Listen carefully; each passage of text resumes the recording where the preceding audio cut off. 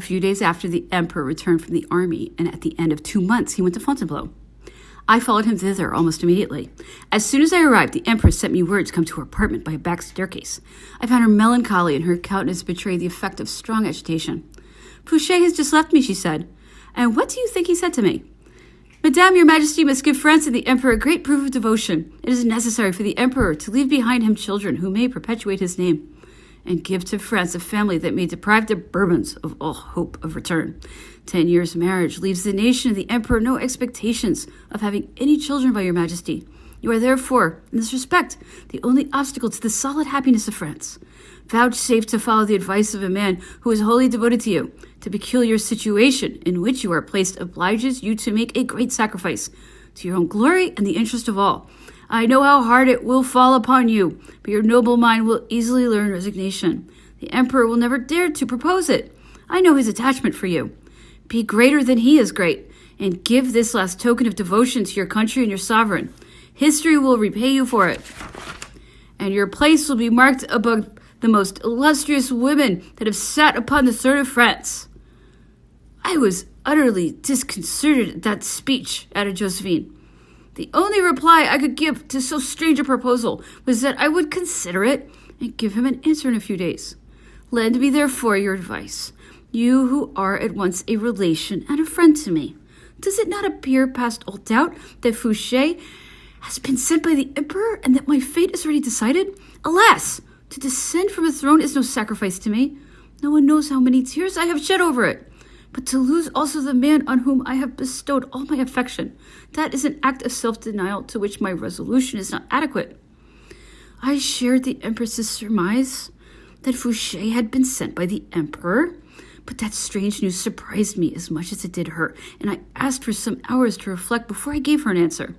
It required, however, but short meditation to be convinced that whether the proposal had really been made by order of the emperor or that Fouché wished to keep to himself the glory of such a change, it was altogether too advantageous to be abandoned, and that the sacrifice was therefore unavoidable. On the other hand, I was too well acquainted with the attachment of the empress to her husband not to be convinced that she would, of her own accord, make the sacrifice. I had been for a long time devoted to her. I was her son's friend and her niece's husband. It was therefore by no means proper that I should encourage a plan which had perhaps no other source than Fouché's ambition, and break all the ties which united me to that family. I do not mean only the ties that might be of service to me, but chiefly those of friendship. I have, besides, never placed much confidence in that human wisdom which pretends to control events by foretelling them. None but the most enlightened and strongest minds are able to see the future, and even they are often mistaken.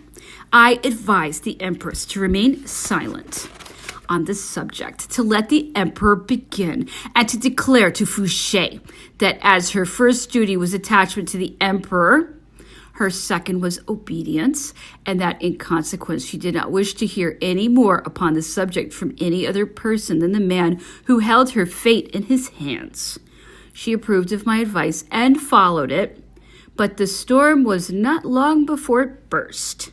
All was undoubtedly already concluded with Austria when the emperor sent for Eugène from Italy that he might comfort his mother at the fatal moment of the divorce. And a few days after, he held a secret council where he admitted, besides the grand officers and ministers, the members of the family, he explained in that council the motives which had swayed his decision by seeking for the advantage of the state in another marriage his long-lost hope of begetting direct issue.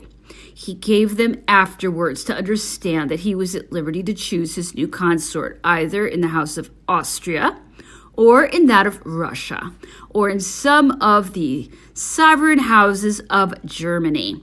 The grand officers of the empire, who were probably already acquainted with his secret determination, gave their votes for an Austrian princess.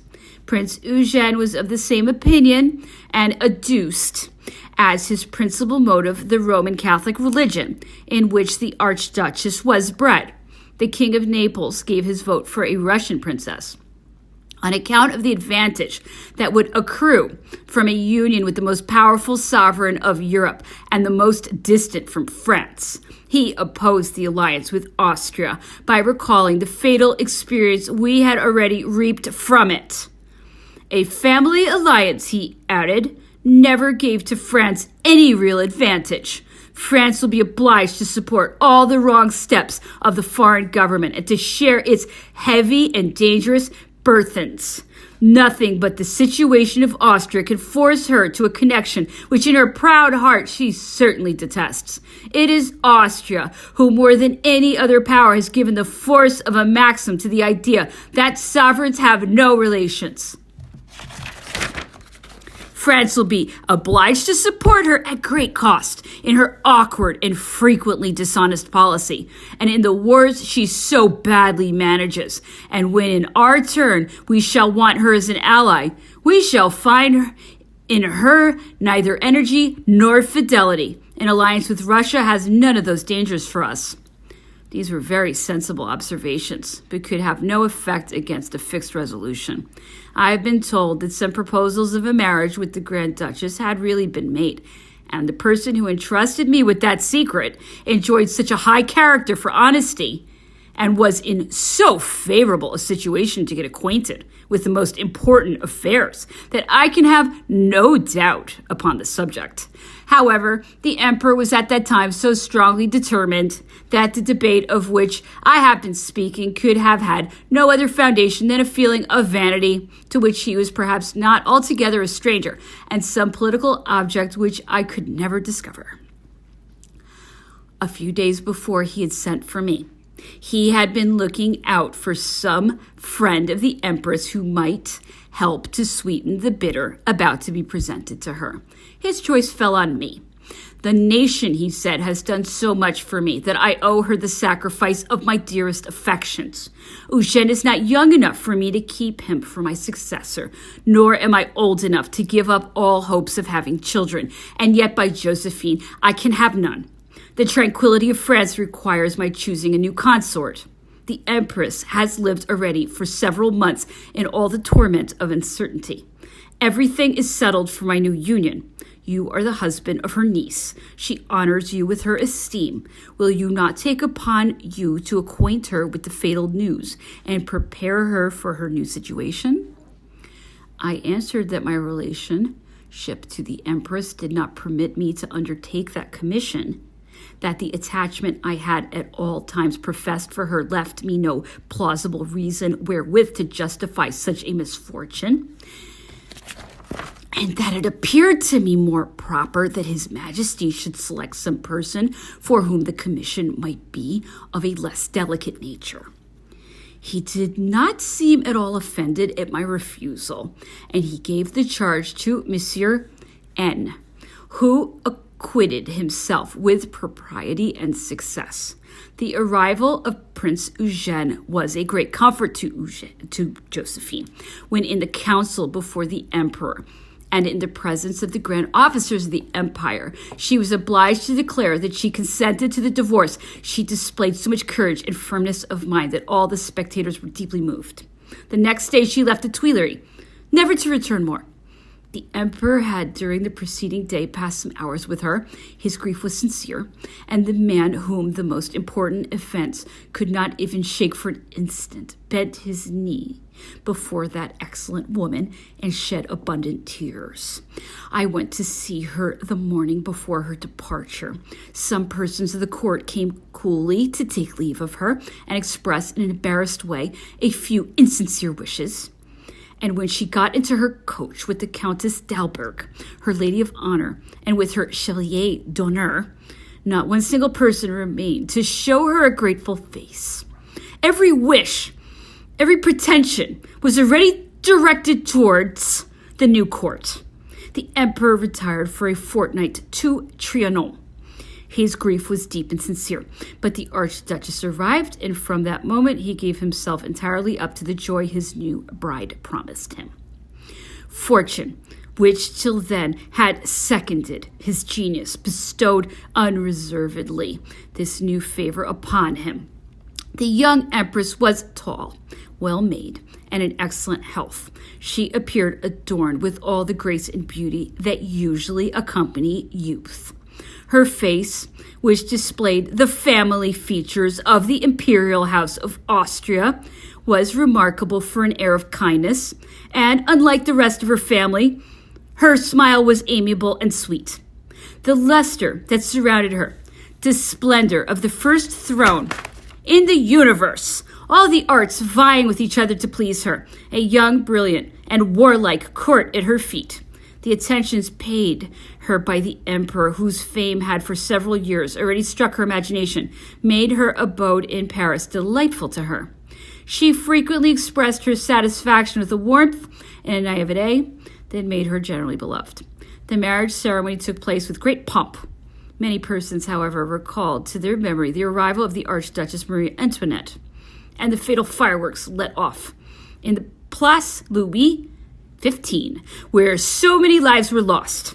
The public took some pleasure in comparing the two periods, especially on the occasion of the fête given at the Champ de Mars by the Imperial Guard, where the most admirable order had prevailed among 6,000 people assembled in a temporary wooden room, surrounded by 80,000 others who had come to enjoy the sight of the fireworks. All these rejoicings were over when the emperor thought he could not refuse attending a soiree given by the Austrian ambassador, Prince Schwarzenberg, in his hotel, Rue de Mont Blanc. There were at least 600 persons present, and the house not being large enough for so numerous a company, the ambassador had ordered a round, temporary saloon of woodwork to be erected in the garden communicating with his apartments. The architect had completed all the preparations in 4 days. Unfortunately, he fixed the floor of the saloon on one side to the steps that went down to the garden, and on the other to the rock of a grotto, where there never entered a drop of water.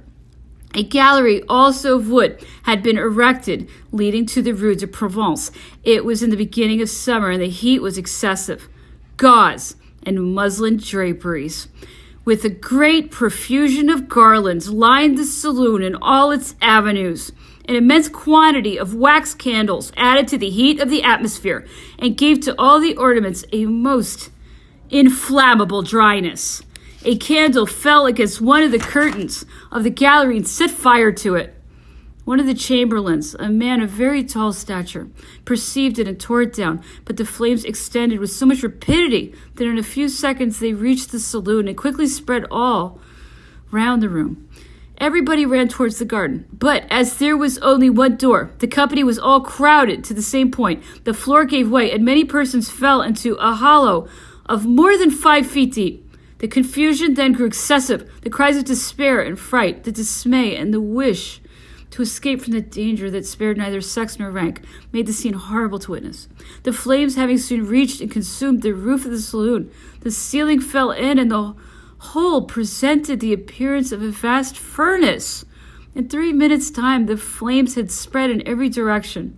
The company escaped to the gardens and the streets, half covered with the remainder of their burning clothes. The emperor had retired just as the fire began to communicate with the saloon.